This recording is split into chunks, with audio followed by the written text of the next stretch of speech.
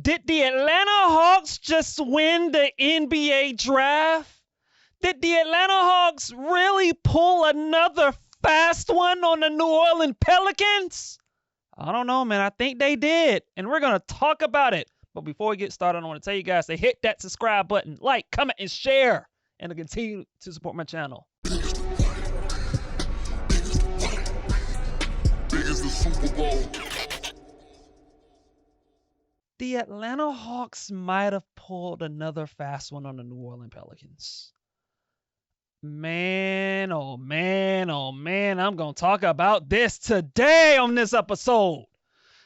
And for those of y'all that did not pay attention to the NBA draft the other night, when the Hawks had the 13th pick in the NBA draft, the Atlanta Hawks traded the 13th pick to move down 10 spots to the 23rd pick, which is what the pick the Pelicans owned. And they also got back a 2026 unprotected first-round pick, which is supposed to be the better of whoever finishes with the worst record between the Pelicans and the Bucks next season. That's right. The Atlanta Hawks got the 23rd pick and that 2026 unprotected pick from the Pelicans. I mean, I'm amazed. And by the way, with the 23rd pick, the Atlanta Hawks ultimately they drafted Asa Newell from Georgia, the power forward / center from Georgia. You know, I'll get into him in a few moments, but that's what the Hawks did. And for the Pelicans, they traded up and they ended up taking my man Derek Queen. And look, man, I'll be the first to admit this. I am a huge Derek Queen fan. Huge Derek Queen fan. For those of y'all that have followed me on social media, some of you will probably know that I am a huge Derek Queen enthusiast. I'm a fanboy. I'm a Derek Queen fanboy. And even I will have to admit that even though I love Derek Queen, and Derek Queen, I believe, has all-star potential, and I think the Pelicans, from a talent perspective, Derek Queen, I get it. But even as an Atlanta Hawk fan, if I was offered a 2026 unprotected first-round pick, and I had the opportunity to have a shot at drafting a guy like AJ Dabansa and a variety of real elite prospects that is projected to be available in a draft that many people are saying is going to be historically great. Like, if I had that opportunity to get a pick of that caliber, 2026 unprotected pick from a team that won 21 games, that did not make the playoffs, and as of this moment, they're not a playoff team. And I'm talking about the New Orleans Pelicans or the Bucks, who they have their own issues.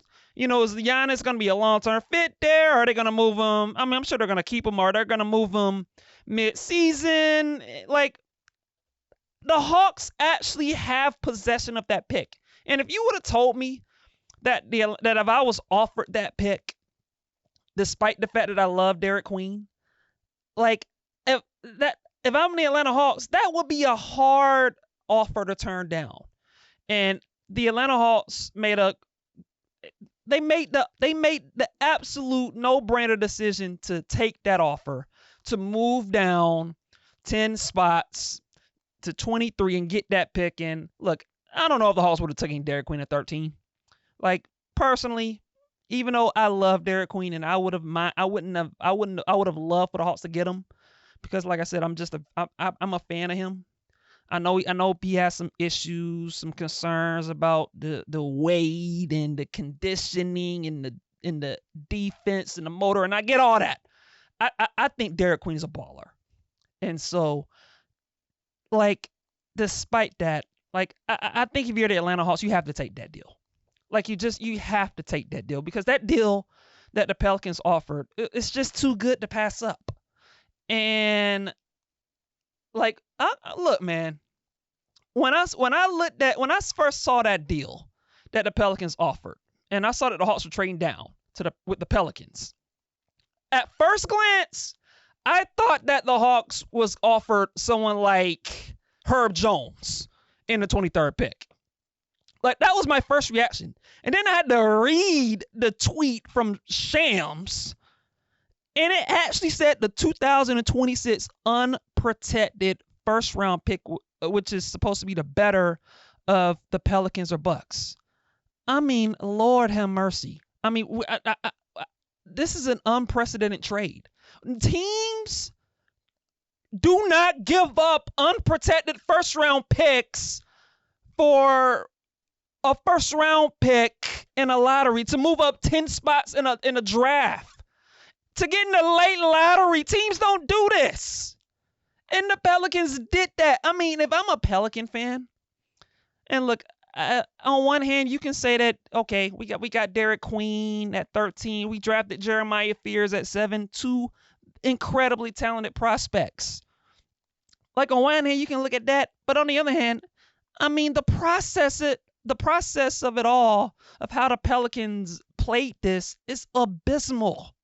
Like, if I'm the Pelicans, what in the hell is my team doing? Seriously. What is my franchise doing? Like, those are the type of questions I'm asking if I'm a Pelican fan. Because when I look at the Pelicans roster, you know, and look, they have some talent. I know they traded for Jordan Poole. You know, they got Zion. Yeah, hopefully, whatever, you got him. And whatever, you know, I know he's had some little off-court issues recently. I don't want to get too much into that. But you have Zion. You know, you have Herb Jones. He's come back. He should be, hopefully he's healthy. You got Troy Murphy, who's a stud. Like, they got some talent on the team. But you look at the Pelicans. I mean, they're not a playoff team on paper in the Western Conference. When you look at the Western Conference and you're looking at the Oklahoma City Thunder, you're looking at the Houston Rockets. You're looking at the Denver Nuggets. You're looking at the Minnesota Timberwolves. You're looking at the Lakers. You're looking at the Clippers. You're looking at the Warriors. You know, you're looking at the Spurs, who are supposed to be better. You're looking at the Grizzlies, who I think should be a pretty decent team. You're looking at the Dallas Mavericks, who got Cooper Flagg, and you're gonna have Anthony Davis, and I'm sure they're gonna do some stuff, you know, in the offseason to address their guard situation. You still got the Dallas Mavericks. You know, the Portland Trailblazers, they made a move. They got Drew Holiday, and they were a pretty frisky, interesting team. You got them. I mean, there's no guarantee that the Pelicans are going to be a play-in team, much less a playoff team, when you look at how they're built, because Zion Williamson throughout his career he's never played a full season. Never played a full season. Ever. I mean, it's just, he has durability problems. He's had it throughout his whole career. And you know, and their whole team, it seems like every year when it comes to the Pelicans, their team's always injured. Oh, somebody's always getting hurt on their team. And so, like, and here's the thing with the Pelicans. You traded an unprotected first-round pick to move up 10 spots to get Derek Queen, who I love. I think Derek Queen has star potential. I love Derek Queen. But here's the thing. You're giving him an unprotected pick because you're trying to win games. So you're getting Derek Queen and Jeremiah Fears, 2 rookies. And by the way, and Derek Queen, are we sure he fits with Zion Williamson? Because the book on Derek Queen is, as talented as he is offensively, defensively he's questionable. You know, he's not a great defender, according to most people, you know, by most people's, you know, opinions. He has the conditioning weight concerns that people bring up. You're pairing him next to Zion, who's also not a great defender, not much of a rim protector. You know, the book on Derek Queen, you need a rim protector next to him. He's not a good fit with Zion. Now, they do have Misi, the guy they drafted last year, who was pretty decent as a rookie. But even for him, he wasn't really a particularly good defender. You know, so I think that fit in the short term is questionable, especially with Queen and Zion. But here's the thing. Even if the Pelicans decided, you know what, Zion, Queen, they don't work. We're gonna move Zion. We want to move off of Zion. We want to go in a different direction, right? Even if the Pelicans decide that, here's the problem. You gave up your first round pick. Now you can't tank. You can't lose games. And if you trade Zion, you're gonna be worse. I mean, it's if I'm the Pelicans. I mean, and then you know Jordan. They traded C.J. McCollum for Jordan Poole. It's a decent move. Like I like Jordan Poole as a player. I like him. But you look at their roster. Even though they do have talent, and they have players I like individually. You know, I'm a fan of Troy Murphy. You know, I like Herb Jones. When he's healthy, he's one of the best defenders in the league. Zion, we all know what his talent represents. Jordan Poole can play. Like they have, and look, they got the two rookies, Jeremiah Fears and Derek Queen. Now, I like them both, and so they do have talent, but do they fit? You know, defensively, you know, all of those guys that I named, Herb Jones and maybe Troy Murphy are the only guys I would consider to be good defenders. So defensively, I look at their roster, I think they're going to struggle on that end of the floor defensively. And also, their coach, Willie Green, like, is he a good coach? You know, is he long term there? You know, there was all these rumors early in the offseason that, you know, maybe the Pelicans might move Willie Green. Do players like playing for him now? Like, what's the deal with that? And so you got the coaching situation up there that's a little uncertain. And so the fact that the Atlanta Hawks was able to get an unprotected first round pick from the Pelicans, I mean, Ansi Salah, hell of a job. Great move from Ansi Salah to get that pick, that unprotected first round pick. And you're able to move down 10 spots. You didn't even have to give up this year's pick to make that move happen. You were able to move down 10 spots and get your guy in Asa Newell, who some people thought was a late lottery pick. And the rumors was the Hawks were kind of eyeing him. Now, I don't know. Look, as a Hawk fan, Asa Newell is not my favorite choice. You know, especially if they were there at 13. Like, he probably wouldn't have been my ideal pick. But you know what? They traded down, and he was there, and they got him. And, you know, it's a fine at pick 23, perfectly fine pick.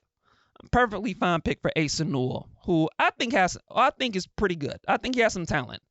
You know, I think he's a good prospect. He's an energetic big. He runs the floor. He can rebound. He's a live threat. I think he fits pretty well with Trae. He's young. He can finish. He can finish around the basket. He can rebound. I mean, he's a really good fit with Trae, and he brings you some depth in the front court on a team that kind of needs depth in the front court. They need a little more athleticism. You know, when Jalen Johnson get hurt, you know, the team struggled, and it's because they didn't have much athleticism in the front court. So now, when you look at Asa Newell, along with Jalen Johnson and Onyeka Okongwu and Kristaps Porzingis, you got some depth in the front court. You know, you got some bodies. You know, and so I think it's good work for the Atlanta Hawks. But I back to this trade, because this trade that the Hawks was able to accomplish and getting that 2026 unprotected pick, it is an absolute game changer for the Hawks. An absolute game changer. That pick that the Hawks just acquired, like I said, remember, that pick, whoever finishes the worst between the Pelicans and the Bucks, the Hawks get that pick. Meaning, as an Atlanta Hawk fan, you are going to be rooting against the Pelicans and the Bucks this coming season to stink, because you want that pick to be as high as possible. And when you look at the odds, you know, in the NBA betting community, and where the Pelicans and Bucks stacked, neither of those teams are projected to be very good. Now, the Bucks could be pretty good, because they have Giannis. And Giannis is a top 3 player. But Damian Lillard is going to be out for most of next season with the Achilles injury. They don't have any avenues to improve their team. There's not much that the Bucks can do. And so there's a lot of downside potential with the Bucks. Like, I look at the Bucks as is currently. I don't think the Bucks are a top 6 team in the Eastern Conference, as great as Giannis is. I think the Bucks are limited, and I think there's a lot of downside risk with the Bucks because look, I don't want to pray for injury or nothing, but all it takes is one bad Giannis injury, and all of a sudden the Bucks are one of the worst teams in the league. Like, the Bucks have little margin for error with how they're built right now. And you look at the Pelicans, they're in the Western they're going to compete in the Western Conference that's like 10 or 11 teams deep. Like, I look at the Western Conference. I think there are 2 teams in the Western Conference that I can definitively say the Pelicans are definitely better than them 2 teams. And that's the Utah Jazz and the Phoenix Suns. Those are the only 2 teams I would say that, okay, the Pelicans are better than them 2 teams. And maybe the Kings, the Sacramento Kings. Maybe. So maybe 3 teams. I look at the Pelicans on paper. I think there's 11 teams better than them currently today on paper. 11. And if Zion continues this yearly missing games thing that he's done for most of his career, the Bucks are screwed. Not the Bucks, but the Pelicans are screwed. And so the thought of the possibility as an Atlanta Hawk fan that the pick that the Hawks was able to acquire in that Pelicans trade, the thought that pick could actually be a top 4 pick in a loaded draft is unfathomable to me. It's unreal.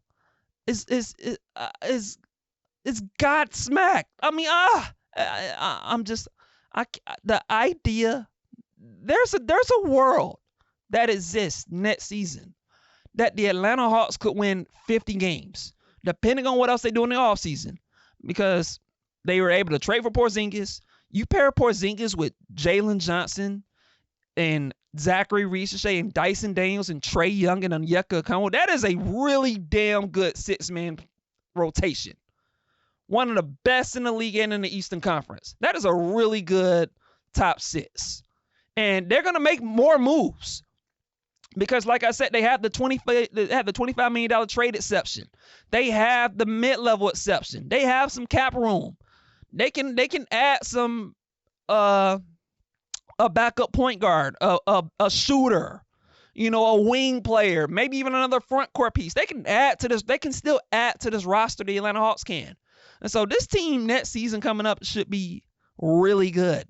And so the idea that the Atlanta Hawks could win possibly 50 games, 45 to 50 games, be a top 5 or 6 seed in the Eastern Conference, and the idea that they could actually have a top 7 or 8 pick in next year's draft, a draft that many people are saying is super loaded. Could you imagine a scenario that the Atlanta Hawks win 50 games and they're on the brink of a conference finals appearance and they get the number 1 pick in next year's draft? They get AJ DeBonsa, the guy that everyone's talking about that's going to be the next big thing. Imagine the Atlanta Hawks somehow getting him and you pairing him with this current roster. Oh my God, Lord have mercy. If that happens, I'll be going crazy. Serious. Oh my God. Look, I know we're about a year away from all that, but man, the possibilities are there. This could play out in so many different ways. The fact that the Atlanta Hawks was able to get that pick from the Pelicans. Man, like awesome work by Ansi Salah. Awesome work by Ansi Salah over these last couple of days, man. Awesome work to get Kristaps Porzingis for Terrence Mann in the 22nd pick, and then to do this trade where you trade down from 13 to 23, and you're able to take your guy Asa Newell, and you're able to get a 2026 unprotected first round pick from whoever is worse of the Bucks and the Pelicans. You get that pick. I mean, seriously, all the Hawks need to do is hope that one of the Pelicans or Bucks are bad. Think about it like this. Imagine if the Bucks and the Pelicans, imagine if both the Bucks and the Pelicans are bad teams. Then the Hawks will be sitting super pretty. I mean, goodness gracious, man. Hell of a move by the Hawks. I can't say enough. I can't say enough about what the Hawks are doing. I've done over these last couple of days. And shout out to Asa Newell, the new general manager. He's had a hell of a last couple of days. And I think there's more to come, because I think there's more moves to be made for this Atlanta Hawks team to fill out this roster. And so as an Atlanta Hawks fan, I'm excited. I'm uber excited. The future of this team, of this franchise, is in great hands right now. And here's the thing, man. The Hawks have a lot of flexibility moving forward. You hear Asa Newell talk about having a lot of maneuverability and flexibility. If this team is really good next season, that pick could be massive. Massive. Or the Hawks could trade that pick and get a superstar, because here's that pick that the Hawks acquired from the Bucks. I'm here to tell you, that pick is the most valuable non-player asset in the league. Easily. The most valuable non-player asset in the league. That pick that the Hawks acquired. You could get a real haul for that pick if the Hawks wanted to trade it. Hell, the Hawks could possibly trade that pick for Giannis. If things are for the Bucks, if the Bucks wanted it, that could be possible. Or the Hawks could just keep that pick outright and add to your team. Or if things don't go well for the Hawks, and look, I'm not advocating for this, but anything's possible in today's NBA. Maybe the Hawks realize that, we can't win with Trae. And if that pick ends up being top 5, then you know what? Maybe Atlanta looks at it and just says, we'll use that pick. We'll move off of Trae. We'll go in a different direction. And look, I'm not advocating for that. But my point is, the Hawks have a lot of optionality with that pick. I mean, that pick, the Hawks getting that pick from the Pelicans is so massive. So massive. I mean, it's incredible. I mean, from where the Hawks were just a year ago, just hopeless. We might not be able to keep Trae. We might have to move him, because the DeJounte Murray thing blew up. What are we going to get for DeJounte? All this talk about maybe Atlanta having to trade Trae because he had the quote-unquote most value. And then you trade DeJounte. You get Dyson Daniels last year. You draft Zachary Richichet.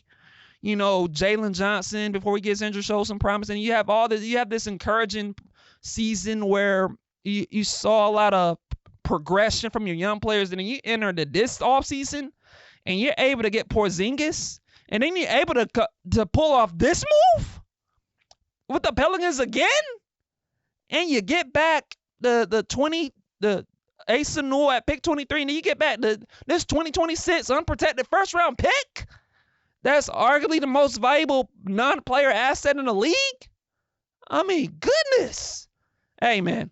Like I said, great job by the Atlanta Hawks for the draft. I think you can make a real argument they were the biggest winner of the NBA draft on this past Wednesday. Big winners for the Atlanta Hawks. And hey, Asa Newell, awesome job. And hey, man, I'm looking forward to seeing what's next with these Atlanta Hawks, man, because, man, if y'all, this these coming weeks and months of what's going to transpire with the Atlanta Hawks, man, I think people should be very excited about what's to come because, hey, man, this franchise is going, this things are going up, man. This franchise is moving in a positive direction, and I can't wait to see what's next. And with that out of the way, that's all I have for today, and I'll catch you guys in the next episode, man. Peace.